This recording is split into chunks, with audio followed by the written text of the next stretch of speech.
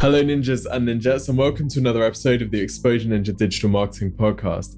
My name's Tim Cameron Kitchen, best-selling digital marketing author and head ninja at Exposure Ninja. In this episode, I'm joined by Rob Greenlee from Spreaker. Now, Spreaker is a podcast app. It's more like a podcast platform, really, so you can record and you can share podcasts on it. The reason I wanted to bring Rob on the show is he's been in podcasting since the very beginning, like 2004, since before podcasting was even really a thing. So I brought him onto the show and we talk about different ways that businesses can advertise and promote themselves with podcasting, both as an advertiser and as also running your own shows and using it as more like a content marketing platform. So we talk through some different advertising models. We talk through some tips for how to run good ads. We also talk through some examples as well. And then Rob gives us a bit of an insight into where he thinks the future of podcasting is growing and the reasons for its growth so far. Really fascinating episode, and Rob has a lot of insights from someone who's spent a long time in this area. Don't forget, if you want some free help with your digital marketing, if you want to generate more leads and sales from your website, my team and I offer a free marketing review and strategic plan. So what we'll do here is we'll dig through your website, your competitors' sites, we'll have a look at your market, and we'll put together a customized plan that you can follow to get more leads and sales from your website. It's completely free of charge, and it's delivered as a 20-minute video to you, which we'll record and send over in a couple of days. Now, you can get this at exposureninja.com/review. That's exposureninja.com/review. Just need a few details about your business, then we'll put together your plan and show you how you can generate more leads and sales through your website. Anyway, without further ado, Rob Greenlee from Spreaker.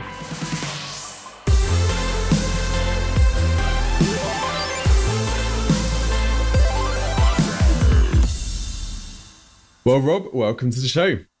It's great to be here. It's safe to say, I hope you don't mind me saying this, but Rob, you've been around podcasting probably as long as, if not longer than anybody else. Is that right? Yeah, I was actually doing audio production online even before podcasting actually officially started. So I had a radio show that I was making available online through streaming back in the early 2000s, late 90s. So I was distributing a lot of my audio content that I was producing online as just a stream off a Windows Media Server or a real server, which are not used quite as much these days. That was a big part of it. And then I was just making my audio show that I was producing at that time basically available as an MP3 download off of my website. So when podcasting started, it was a pretty easy transition for me. I just added the enclosure tag to my blog feed, which I already had. It's basically an RSS feed. And I was podcasting. So to me, it wasn't really a big thing at the time back in 2004. I really wasn't getting that much of an audience from the podcasting side. I was mainly getting it from other places. I had been involved in a lot of other kind of precursors to podcasting from a standpoint of platforms that had existed prior to podcasting that were doing essentially the same thing as podcasting. So in some ways, the evolution of what happened with podcasting for me was more around it becoming more of an open source type of platform. It was, it was using that RSS technology, which is very much an open standard that anybody can adopt and use. And it really created a situation where, podcasting could flourish and grow and reach its potential that we're seeing today. I'm curious, when you started in it, obviously you mentioned that you weren't getting a huge audience from the podcasting side, but when did you get a sense of the scale that podcasting would reach? I think it was always there because I always felt that audio content needed to be on demand. I had spent a lot of time on the radio side, so I was doing live radio.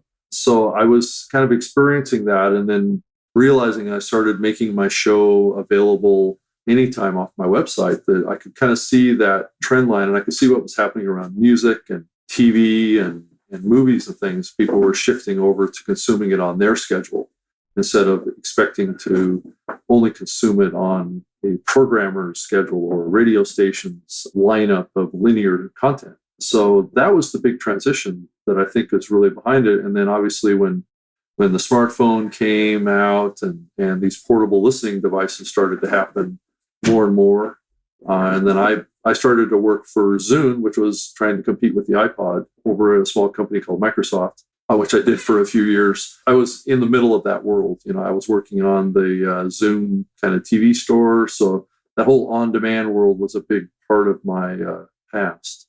was a part of that growth and the development of media consumption on demand. And I think if I really think back and look at it, that's really what my career has really been about over the last 13 years, is this transition to on-demand media content. And obviously that focus in your career has stayed. Now you're with Spreaker. For those who don't know about Spreaker, perhaps you could give a bit of an intro into what it's all about and how you ended up there. Yeah, I mean, it's been quite a journey. I mean, over 13 years, but landing at Spreaker was fantastic because it really, the company has an orientation towards audio content that is very much aligned with how I think of audio content. So it was really a perfect fit for me. Spreaker looks at audio content from the full spectrum. They look at it as live as well as on demand. And those were the two areas that I've spent a lot of my career in live radio and the on-demand side. So it was a perfect combination for me to come in and help them.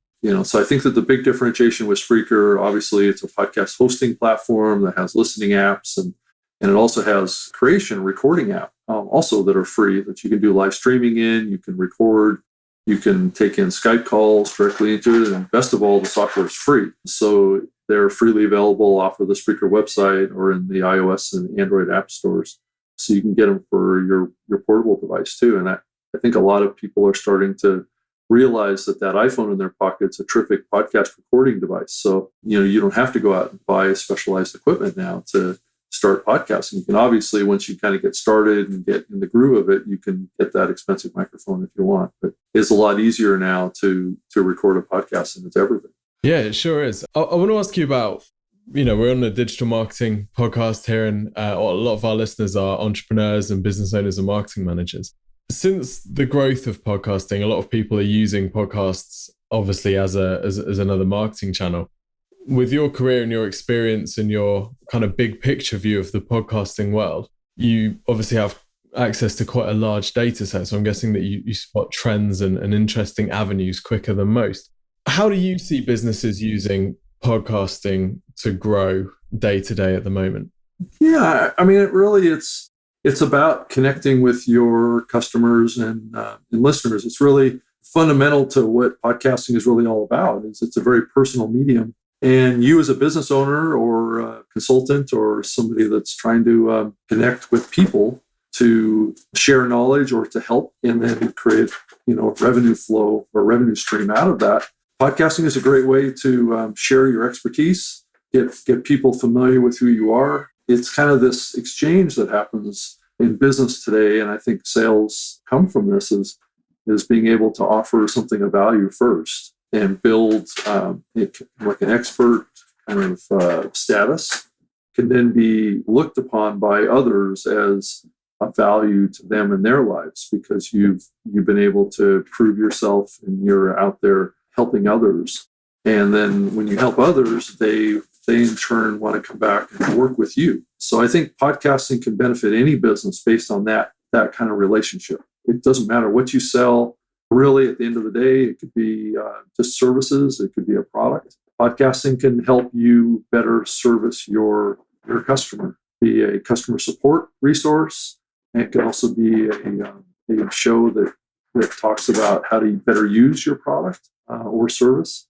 It just gives you that personal connection with your customer that is so important now to grow a business. That's a really interesting idea about using it as a customer service for existing customers as a kind of back-end engagement piece, which is, I think really curious.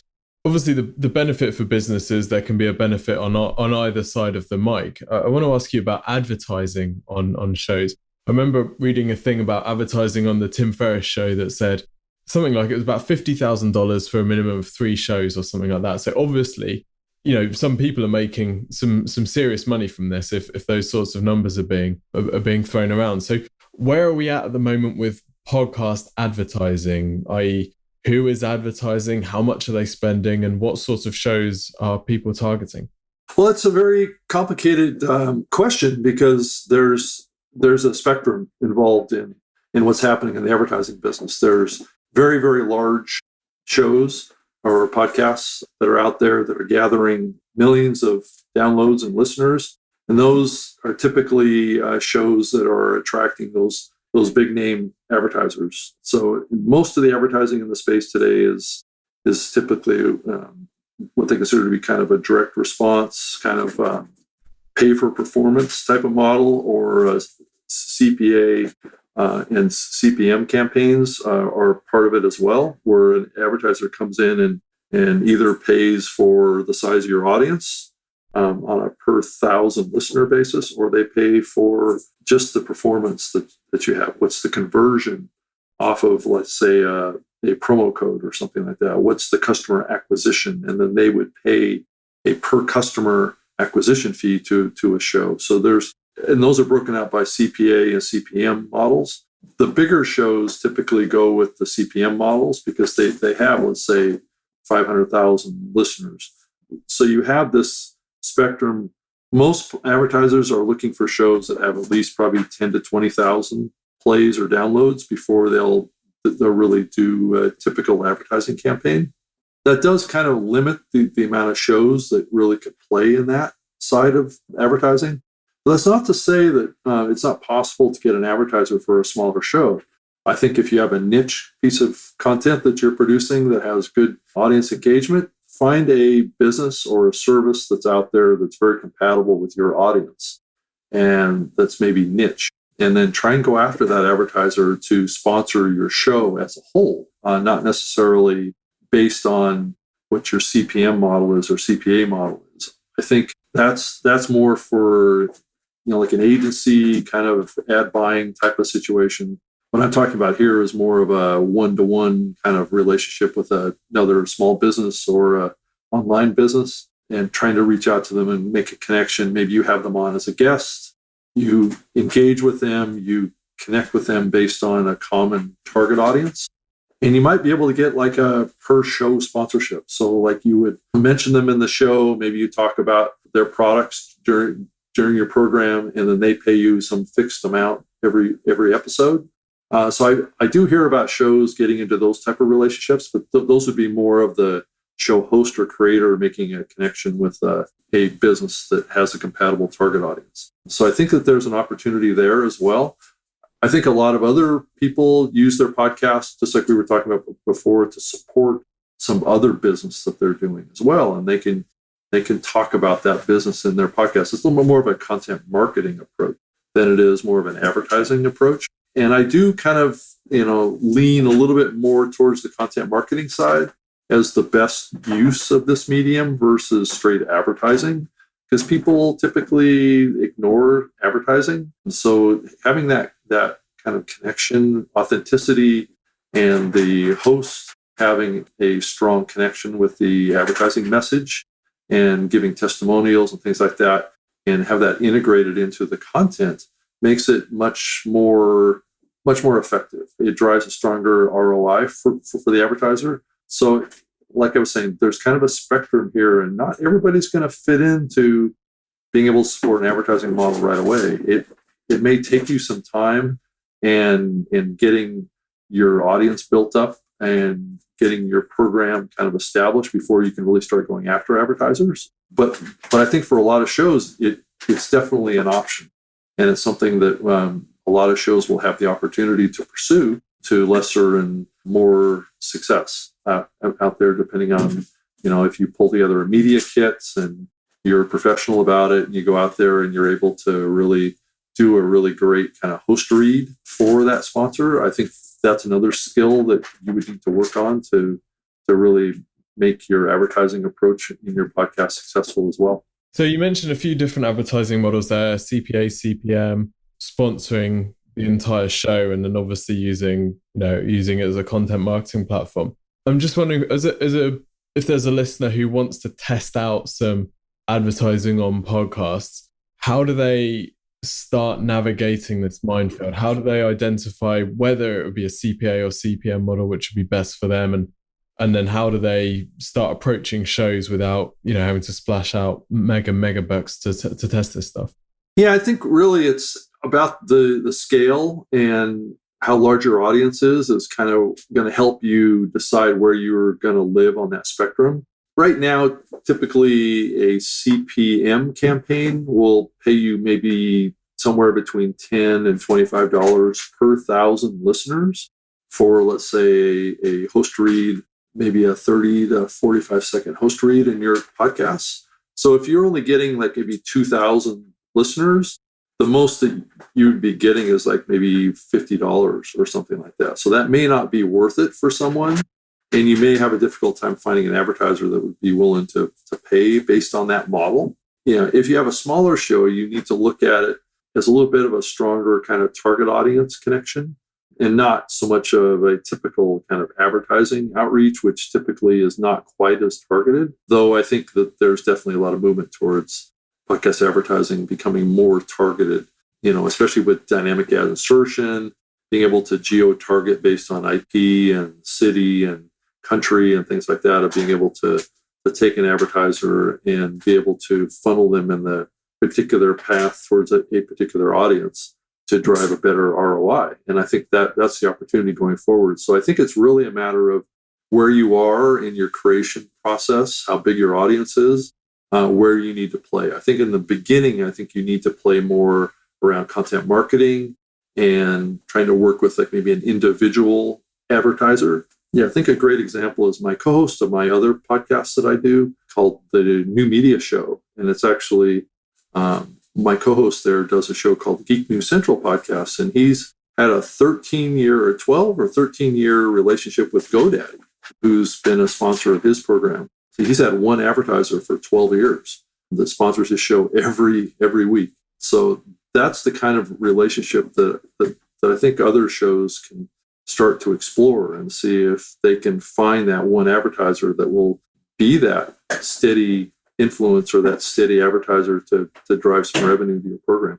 Yeah, that's really interesting. And, the potential GoDaddies out there who want to find a podcast to sponsor, what are some of the signs they should look for? How should they identify if a podcast would be a suitable show to go out to sponsor?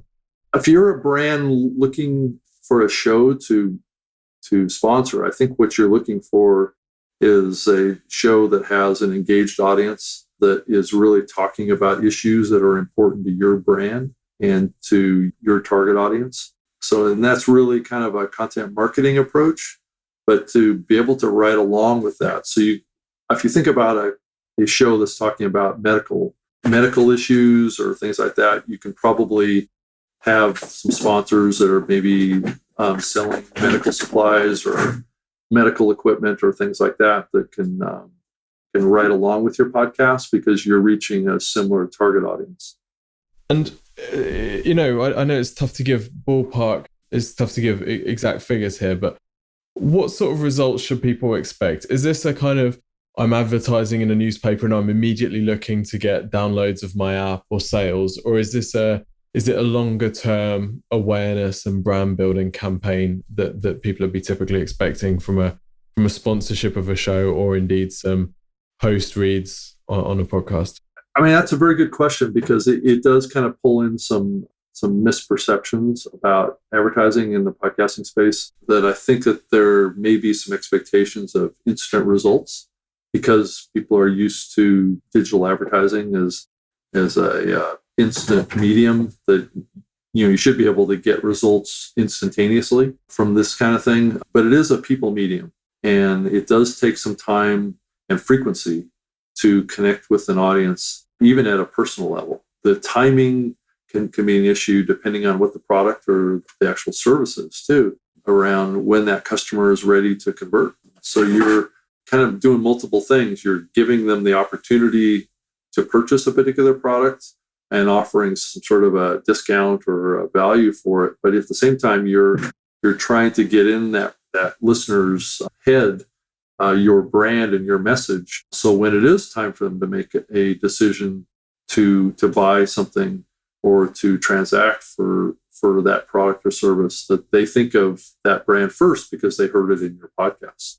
Sometimes the conversions in podcasting around advertising can be a little delayed. My recommendation is that you think of advertising campaigns as a little bit more of a long-term approach. So multi-month sponsorships. I think it's a mistake to come in and sponsor a show for a week and then walk away and think, well, I didn't get any results from that. the pattern that I've seen with with advertisers getting kind of customer results and conversions is over multiple weeks after a campaign even has completed, it starts to come in. There's a little bit of a delayed response that happens, and it takes quite a few kind of frequency of impressions before it really sinks into that listener that you as a brand or as a product or service is something that they should consider if they're looking for that type of product or service. You mentioned earlier dynamic insertion, which I was actually reading about on your blog. Sounds like a fascinating technology. How does that work? And if a brand was looking to advertise using dynamic insertion, what's the process there?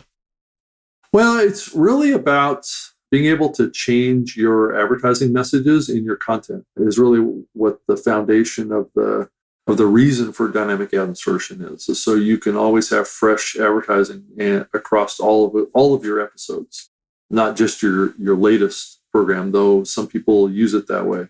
It's basically just a technology that enables you to target based on IP address. So you could target a particular advertising message to a particular city based on an IP address or a particular country. And probably eventually they'll be targeted down, probably a little bit more refined than that. You could target it down to a subset of your audience that would only get a certain type of ad message.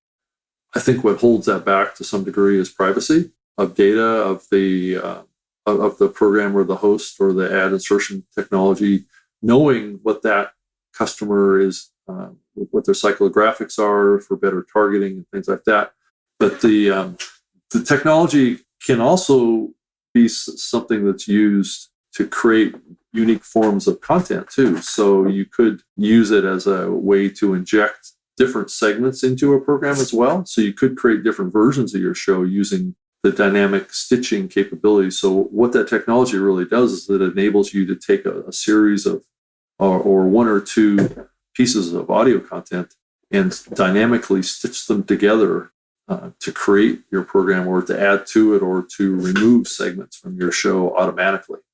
That's all taken care of at the server end, and you just program it to do a campaign or do a window of time when it does those combinations at the server end. So it is very powerful technology that can be used for a lot of different uses. And I know a lot of the cutting edge uses of it right now is using that technology with pre-recorded host reads. So you kind of combine the best of both worlds, not running like radio style advertising, but you run a host read or host read sponsor endorsement, and you do using dynamic ad insertion to actually put it into your program. That's super interesting.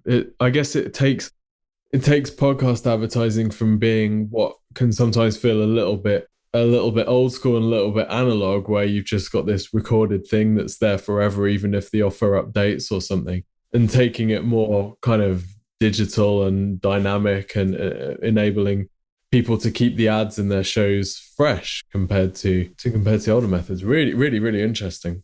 As someone who has kind of seen advertising in podcasts in various different formats, do you have any tips for advertisers about the sort of approach to take with their advertising? So I know we talked about it being a kind of longer play and maybe a bit more like traditional radio advertising there. But then earlier also you mentioned using voucher codes. So what are some of the methods that you've seen advertisers use which have been most effective? Yeah, I think that the best method is to just give the show host or the program that you're going to be advertising on some freedom to take your message and to craft it in a way that's, I guess, more natural to the host. And also the host needs to have experience with your product or service so they can more authentically talk about it and share what they saw as the benefits or the function of your particular product or service and why it has value, so that they can genuinely talk about it as part of their host endorse, whether it's dynamically inserted or read live into the program itself. I think it's really important to have an authentic ad spot that's read by the actual host itself that is really true to the product. Now, I think that the advertiser has a responsibility to share a outline of what they understand to be the product's benefits and and capabilities. So the host knows what the primary message needs to be. So there's some consistency and some synergy between the company's overall advertising message. So the host needs to be able to walk that line between giving an authentic presentation of what the product or service is capable of doing in their own experience, and then taking what the company is providing them, weaving that in. So it creates kind of a unique but consistent message around what that product or service can offer based on their other marketing campaigns that they're doing for that product or service. So there's some synergy there and some crossover, but then the host kind of adds their own little flavor of experience and strong testimonial to why this is something that his or her audience should be really, really serious about looking at buying or signing up for. It sounds like it's a bit like when we're running an influencer marketing campaign, and you never really go to an influencer and say, here's the ad or here's the post that you're going to run. You say, I've got some ideas about things. What do you feel your audience is going to be most receptive to, and how do you want to pitch this? So recognizing that one of the reasons that you're going to this person is because they have a rapport and they understand how their audience works. So you don't just want to kind of bulldoze over that and say, here's the script for my ad, just read it. You kind of want to let them do their bit too, right? Yeah, exactly. I mean, what you don't want to do is you don't want to create a radio spot. What you want to create is a podcast host read that's really an endorsement. Is what you want, because that's what audiences will connect with. That's what they'll remember. And don't create this kind of this break mentality that has typically permeated the whole radio side of the advertising side, because then that is like giving a stop sign to your audience saying, stop listening because this is an ad. Just naturally flow into talking about your sponsor of the program and why it's important that you as an audience member support this particular sponsor, because it helps support me in keeping this program going. So that's the kind of message that will connect with an audience at the right level. And that can be really, really powerful for you. So more like advertorial. I guess it's just like a magazine, isn't it? Where you tend to get a better response if your ads look like the articles than if they look like ads, because people buy magazines for articles, not ads. So you make your yeah. I mean, it's a difficult line to walk, and you do need to be careful about it. I mean, I think you do need to say at the beginning of your host read that this is a sponsor of the program. I think that line needs to be there somewhat, but it needs to be subtle. It doesn't need to be like a music break or something like that. We'll be right back, with after you've heard this advertising message. I'm not sure that needs to be there anymore, because then it is like putting a line in the sand saying, fast forward from here. Yeah, exactly. Obviously, we've seen it feels like we've seen a massive boom in podcasts over the past few years in particular. How do you see it from your perspective? Would you say that podcasting has increased significantly, or is it just because I'm listening to more podcasts, so I think that it seems to have grown? Well, I think what's really happened, if you go back and you really look at the actual data itself, is podcasting has steadily grown over the last 13 years. It's been steady every year. Get more content, more listeners. But it is true that the last couple of years, it's grown a little faster. So I think we've reached kind of a little bit of an inflection point where content is better and there's more people hearing about it, because podcasting is much more in the news, in the press, and there's better shows out there. So people are building larger audiences, so more people are hearing about it. I mean, podcasting is a very word-of-mouth medium, and that's no pun intended. People share it verbally, to each other and with each other. If there's a program that they really like, they'll tell a friend, and then that friend tells another friend. And that's how this medium grows, and that's one reason why it's grown kind of slowly over the 13 years, is because it has been that way. There hasn't been anybody out there running national advertising campaigns promoting podcasting. So it has to grow kind of naturally and organically through people connections. That's a really good point. I mean, do you think that if we would say fast forward 5 years, do you think that this increase continues? Yes, it is. I mean, it's going to continue. I think it's going to follow a little bit of a path of people listening to less radio, and people will convert to more on-demand content. I think we've seen that pattern happening over the whole lifespan of podcasting. Those that listen to podcasts tend to listen to a lot of podcasts.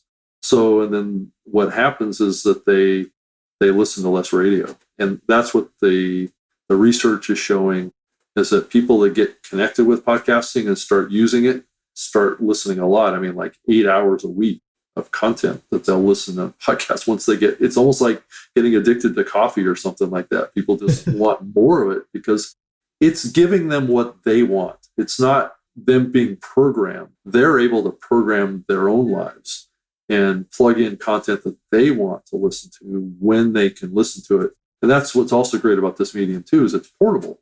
There's a lot of different listening situations that you can listen to this content in, unlike television and reading, which are very visual and very, you have to really focus and have attention. The audio content and the portability of this content can be consumed whether you're at the gym or out on a walk or walking your dog or in your car and you're in a traffic jam. There's just so many places that you can listen to this content.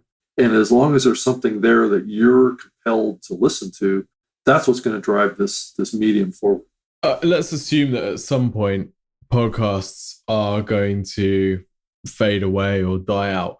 Do you have any ideas what might replace them? What medium would kill podcasts if it came along? I think telepathy. So there wouldn't need to be any, it's a new form of kind of wireless communication, right? We just communicate to each other without even thinking about it. So that's the only way I can see it being replaced. Awesome. Well, I definitely want in on that when you discover how to do that. Rob, it's been absolutely fantastic. Thank you so much for joining us, and thank you everybody for tuning in.